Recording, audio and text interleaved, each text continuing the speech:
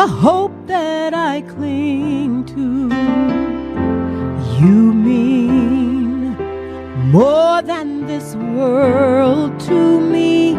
I wouldn't trade you for silver or gold.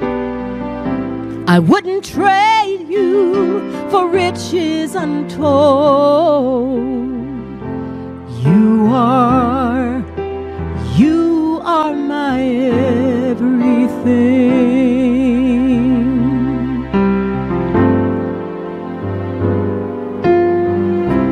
You are the love of my life. You are the hope that I cling to. You mean more than this world to me. I wouldn't trade you for silver or gold. I wouldn't trade you for riches untold. You are my everything.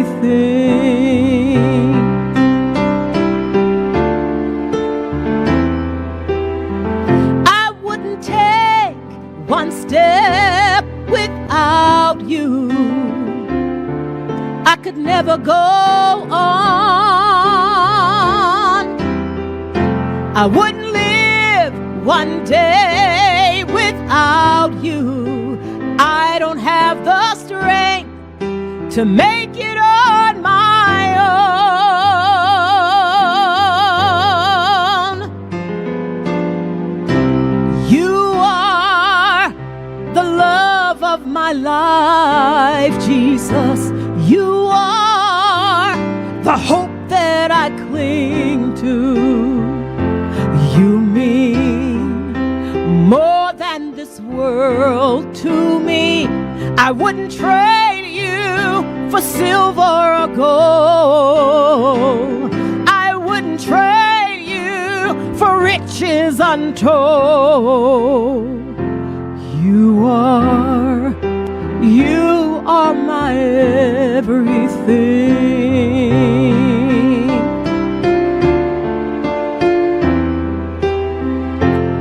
Until the world stops turning, until the stars fade from the sky, until the sun stops striving, I need you in my life, and here's a reason why.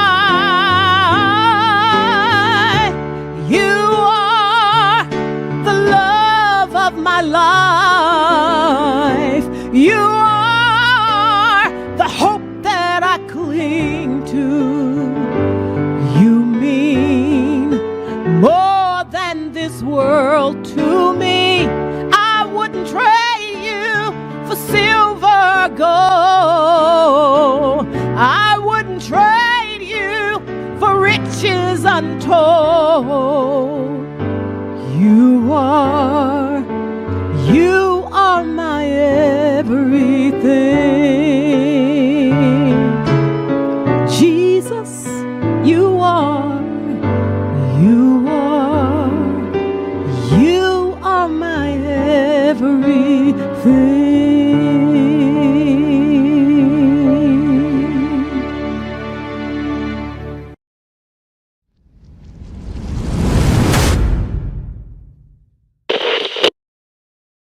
Good morning once again, my brothers and sisters. God has allowed us another day of life. So it's another good day to study His Word. And here we find ourselves today in Numbers chapter 21. We've seen some things already in Numbers 21 where there's been a bit of a rebellion that was quelled by snake bites and a remedy of God asking or telling Moses to build a bronze snake that's on a pole, and that anybody that looks to that will be healed from the snake bites. I hope you remember that from last time. But now the Israelite community is on the move. And let's just review for a second. They travel from Mount Hor along the route to the Red Sea to go around Edom. Remember, the king of Edom refused to let them go through, so they have to go around, but the people grew impatient on the way. This is what began the rebellion that ended in the deaths of many through the snake bites. But let's just look at the geography for a second as we think about it. Here's Mount Hor, okay? So that's where they start. Let's see here. Let's try something new today, all right? You ready? If you're at Mount Hor, let's see. Never mind. Maybe I can't do it. Here we go. I just want you to see this little blue line. They have to walk down and around this kingdom of Edom, all right, because he won't let them pass. And now they're going up to Moab in this area. Eventually, by the end of this passage, they'll end up way north, up here almost to the Sea of Galilee, just so you understand where we are in terms of the journey.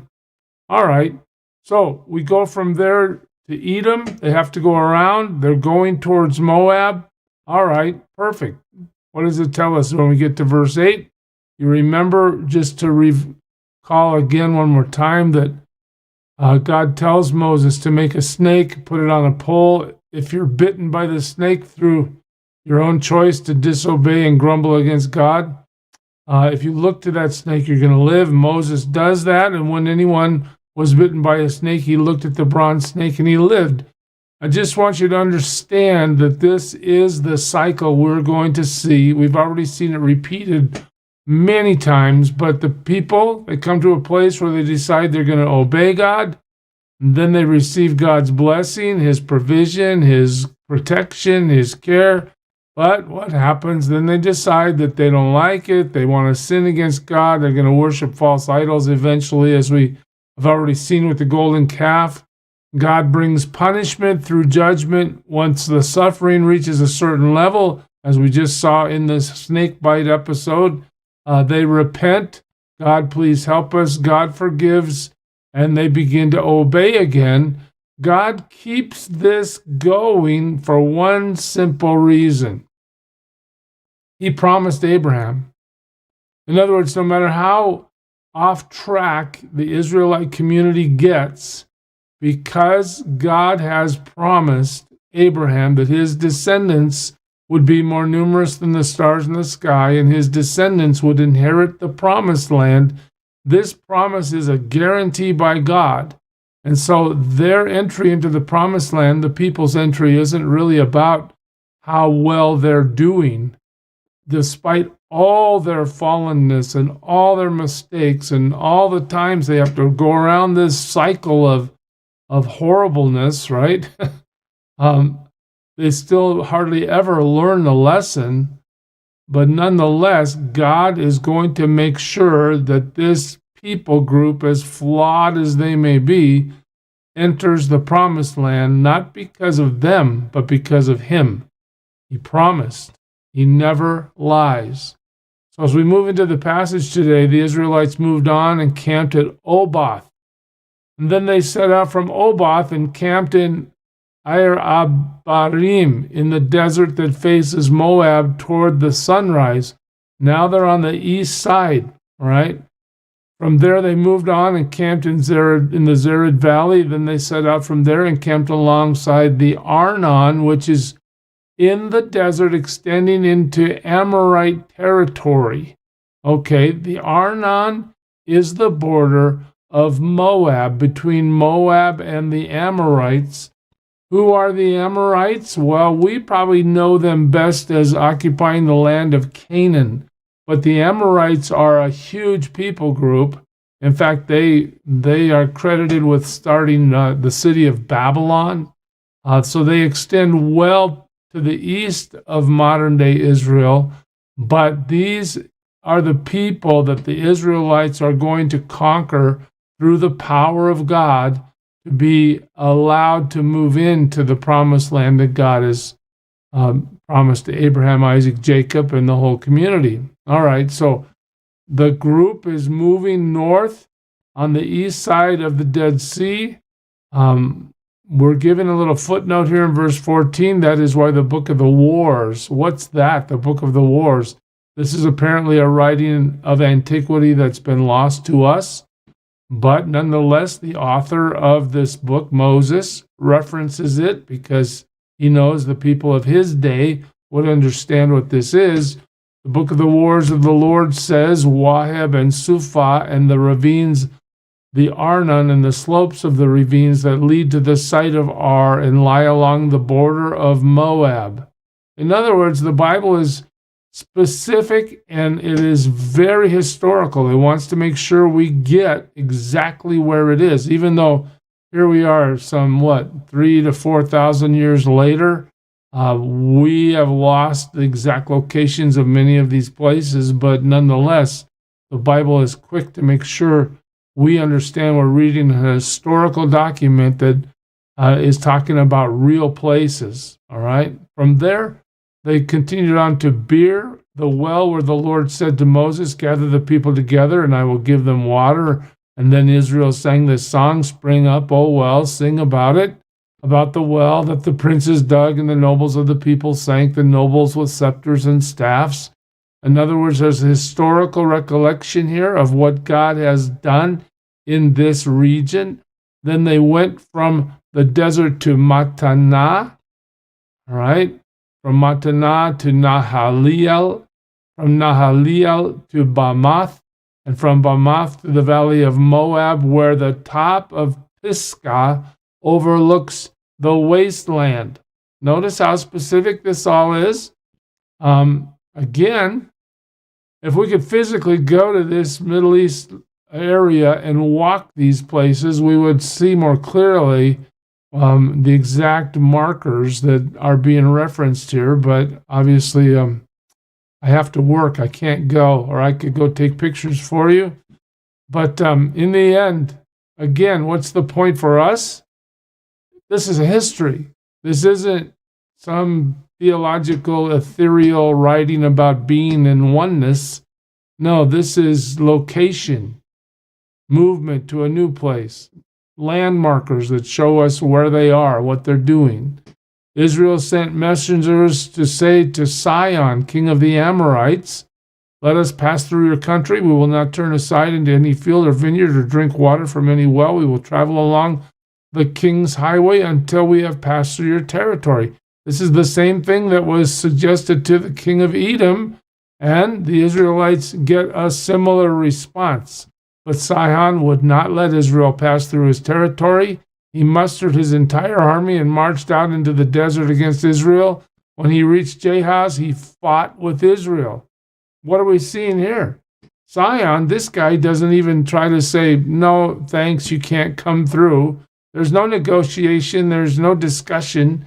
We're just going to get the army and come after you and attack you. Why would he do that? I mean, this shows us that the reputation of the Israelites is preceding them. All right, Sihon has obviously heard about the God that Israel serves. He's heard about the deliverance from Egypt and the elimination of the Egyptian army. I mean, I do believe that the Israelites at this stage, through their reputation by what God has done, they are a feared people. Sihon, he doesn't even want to talk. Let me just go kill you. That's his solution. Israel, however, put him to the sword. Wow, that didn't work out, did it, Sihon? But just understand, Israel is gaining momentum, gaining power, and never forget that God himself is leading the attack on these pagan nations. Why would God do that? Because of their idolatry, because they refuse to serve the living God. You say, how would they know about him? Well, Romans 1 tells us all creation testifies to the living God. Romans 2 tells us every one of us is born with the law of God in our hearts. They have ample evidence to understand that pagan worship is not appropriate, and yet they refuse to know God. Okay, God says, I'm going to use my people as an arm of judgment as well as keep my promise. Israel, however, put him to the sword and took over his land from the Arnon to the Jabbok, but only as far as the Ammonites, because their border was fortified. So there is a problem for Israel to keep going, but Israel captured all the cities of the Amorites and occupied them, including Heshbon and all its surrounding settlements. Heshbon was the city of Sihon, king of the Amorites, who had fought against the former king of Moab and taken from him all his land as far as Arnon. All right, we're going to look at a map in a second. That is why the poets say, "Come to Heshbon and let it be rebuilt. Let Sihon's city be restored." Fire went out from Heshbon, a blaze from the city of Sihon. It consumed Ar of Moab, the citizens of Arnon's heights. Again, what should we get out of all this? History. Woe to you, O Moab! You are destroyed, O people of Chemosh. Who's Chemosh? A false god. Moab is a pagan nation serving a false god. We know from the book of Corinthians that all false gods have their origination in demonic activity. To worship an idol is to worship a demon. He has given up his sons as fugitives and his daughters as captives to Sihon, king of the Amorites. This is discussing how Sihon did conquer them in the past, but we have overthrown them. Heshbon is destroyed all the way to Dibon. We have demolished them as far as Nophah, which extends to Medeba. Wow. These are places to think about. I want you to see this map for a second, okay? I'm not sure I did this correctly. I hope I can fix it. I might have a problem right here. But here's the map. This is where they were in Jezreel, right? Or Jazer, it's called. They're going up north. They're almost, if you see this, they're almost as far north as the Sea of Galilee. Do you see that? It's a very interesting path they have to go to enter the promised land. But just let me read to you verses 31 and 2, since through my zeal I have covered it by the map.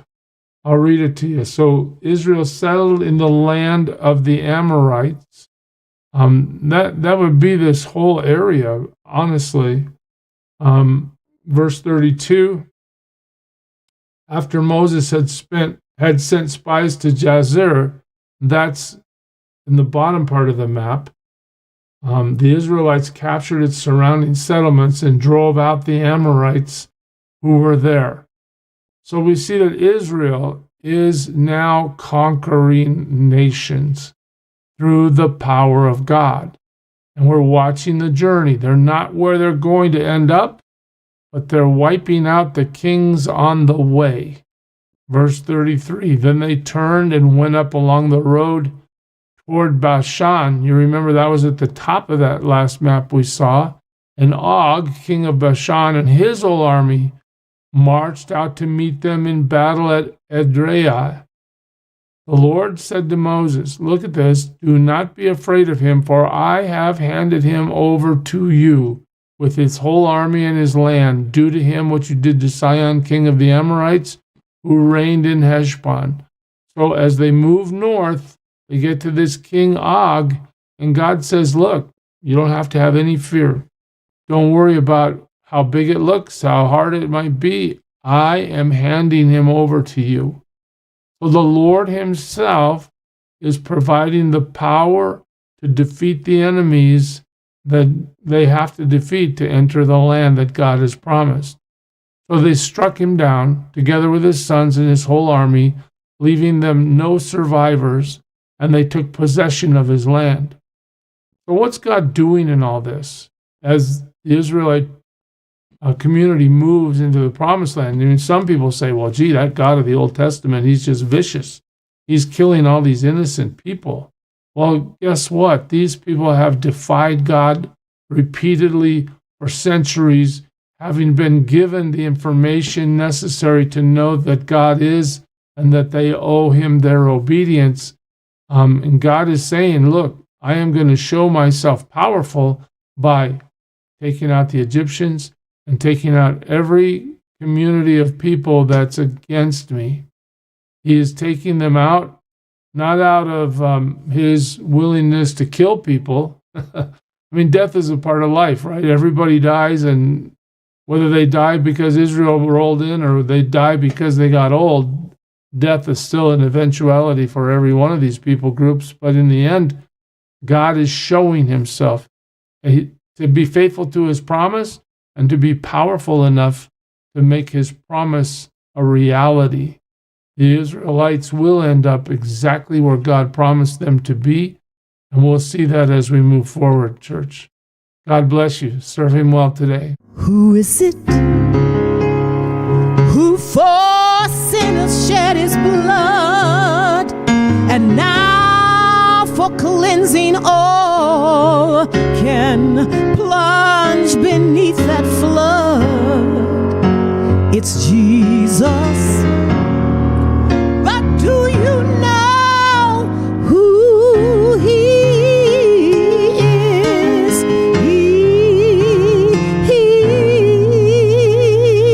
He's the image of the invisible God, and he's the brightness of his glory, the first, the last, the future, the past. He is God.